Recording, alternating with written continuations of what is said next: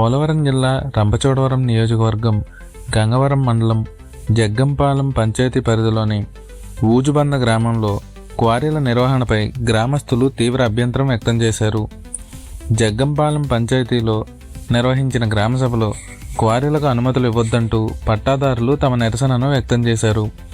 క్వారీల నుంచి భారీ వాహనాలు రాత్రింబవళ్లు రాకపోకలు సాగించడంతో దుమ్ము కాలుష్యం పెరగడంతో పాటు రోడ్లు వ్యవసాయ భూములు దెబ్బతింటున్నాయని గ్రామస్తులు ఆరోపించారు. క్వారీ లారీల రాకపోకల కారణంగా సాగునీటి కాలువ దెబ్బతింటే తమ పంట పొలాలకు నీరు అందే పరిస్థితి ఉండదని ఆందోళన వ్యక్తం చేశారు. తాగునీటి వనరుల్లోకి దుమ్ము చేరుతోందని, ప్రజలు చిన్నారుల ఆరోగ్యంపై ప్రభావం పడుతోందని తెలిపారు. ఇప్పటికే పలుమార్లు అధికారులకు ఫిర్యాదులు చేసినా స్పందన లేదని గ్రామస్తులు ఆవేదన వ్యక్తం చేశారు. తమ అభ్యంతరాలను పట్టించుకోకుండా గ్రామసభలో ఓటింగ్ నిర్వహించడం పైన వారు ప్రశ్నలు లేవనెత్తారు. క్వారీలు ఏ సర్వే నెంబర్లో కొనసాగుతున్నాయి, వాటికి అనుమతులు ఎలా వచ్చాయనే విషయాలపై అధికారులు స్పష్టత ఇవ్వాలని డిమాండ్ చేశారు.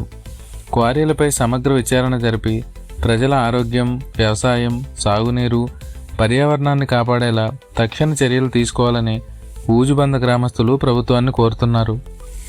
నేను ఊజుబంద కాపురస్తును. నా పేరు చేయడం సంకృదర.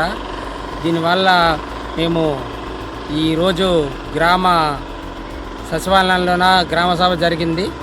కావున అందులో ఇది వరకు నల్లరాయి కోరీల వల్ల చాలా ఇబ్బందిగా ఉంది మాకి. అలాగే గత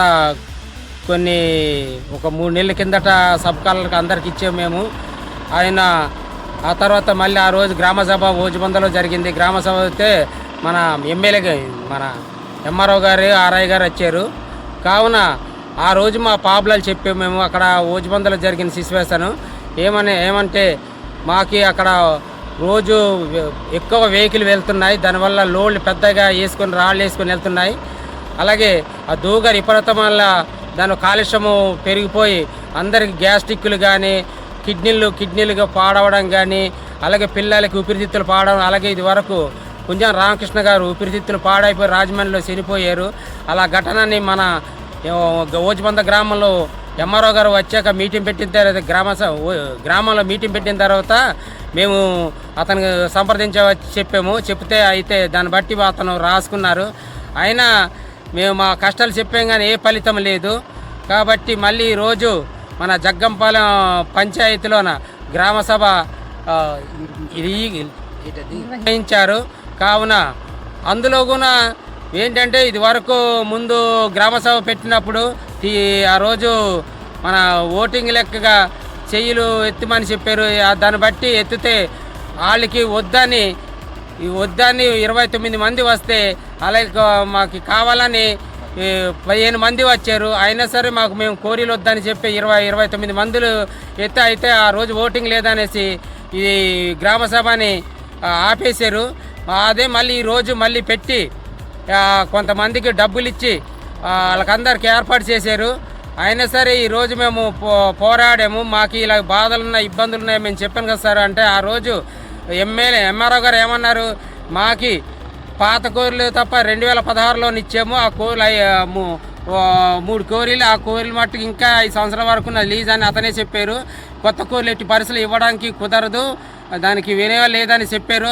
అయినా సరే అలాగనేసి మేము మధ్యరకన మేము ఆఫ్ చేసాము. మాకు దూగర వస్తుంది ఇలాగని చెప్పినా సార్, కాలుష్యం పెరిగిపోయిందని మనం చెప్పినా సార్ వాళ్ళకింత లేదు. ఇప్పుడు మళ్ళీ గ్రామసభ పెట్టేసి డబ్బులు ఇచ్చి ఎక్కువ మంది ఓటింగ్ చేసుకొని మాకు అన్యాయం చేశారు. అలాగని మన ఎంఆర్ఓ గారు చెప్పినా సరే ఏం పట్టించుకోకుండా వెళ్ళిపోయారు.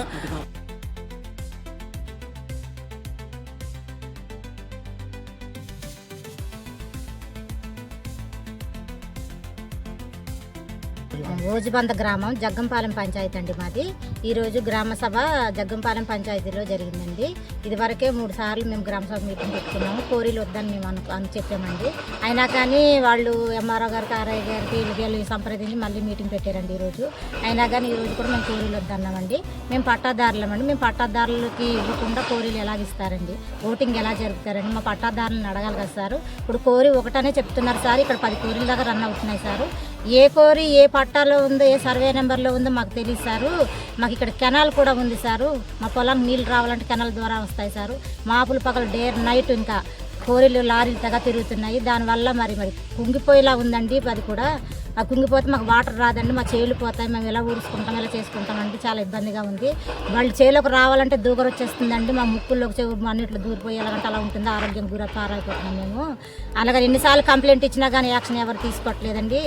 పిఓ గారికి కూడా కంప్లైంట్ చేసాం, ఎంఆర్ఓ గారికి, కలెక్టర్ గారికి కూడా మేము కంప్లైంట్ ఇచ్చామండి, కానీ ఎవరు స్పందించలేదు. కోరిక తరపున కూడా ఎవరికి కూడా మాకు వచ్చి మీరు కంపెనీలో పెట్టారు కదమ్మా కేసు, దానివల్ల ఏం జరిగింది ఏంటని ఎవరికి మాకు స్పందన కూడా తెలియపరచలేదండి. ఈరోజు ఎంఆర్ఓ గారిని అడిగామండి మేము, పట్టాదారులను అడగకుండా మీరు ఎలాగిస్తారు కోరికని అడిగినా కానీ ఎంఆర్ఓ గారు సమాధానం చెప్పలేదు సారు. అందుకే మేము మళ్ళీ కేసు పెడదాం అనుకుంటున్నాం సారు. మాకేమన్నా న్యాయం జరిగేలా చేయండి. మా డిప్యూటీ సీఎం గారు మాకు అడవి శాఖకు సంబంధించిన ఆయన కాబట్టి ఆయన మనవి చేసుకుంటున్నాము. దయచేసి మా యందు దయించి మా అడవి రక్షణ కాపాడుకోండి అని మీరు చెప్తున్నారు సారు. అలాగే మేము అడవి గురించి మేము పోరాడుతున్నాం. దయచేసి మమ్మల్ని కోరి లాపి మమ్మల్ని రక్షించాలని కోరుతున్నాం. ఇలాంటి తాజా వార్తల కోసం చూస్తూనే ఉండండి మన్నెంల న్యూస్. ధన్యవాదాలు.